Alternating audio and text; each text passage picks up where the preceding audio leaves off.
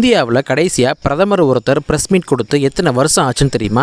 Press மீட்டில் பத்திரிகையாளர்கள் கேட்குற கேள்விக்கு ஆக்கப்பூர்வமாக பொறுமை இலக்காமல் பதில் சொல்லணும். அப்படிப்பட்ட ப்ரெஸ் மீட் இந்தியாவில் நடந்து 10 வருஷம் ஆச்சு. அதை கொடுத்தவர் வலிமை இல்லாத பிரதமர்னு எதிர்க்கட்சியில் அழைக்கப்பட்ட முன்னாள் பிரதமர் மன்மோகன் சிங் அவர்கள் தான். 2005 மலேசியாவில் ஒரு மாநாட்டில் கலந்துக்கிறதுக்காக மன்மோகன் சிங் அவர்கள் போயிருந்தார். அவரை ஆசியான் அமைப்பின் பொதுச்செயலாளர் அறிமுகம் செய்யும் போது உலகத்திலேயே இவருக்கு இணையான கல்வி தகுதியில் கொண்ட தலைவர் யாருமே இல்லை அப்படின்னு புகழாரம் சூட்டியிருப்பார். வர்த்தக அமைச்சகத்தின் ஆலோசகர், நிதி அமைச்சகத்தின் ஆலோசகர், ரிசர்வ் பேங்க் ஆஃப் இந்தியாவோட கவர்னர், பிளானிங் கமிஷனோட வைஸ் பிரசிடென்ட், யூசிசியோட சேர்மேன், இந்தியாவோட நிதி அமைச்சர், இந்தியாவின் பிரதமர் அப்படின்னு பல பதவிகளை வகித்தவர் தான் மன்மோகன் சிங் அவர்கள்.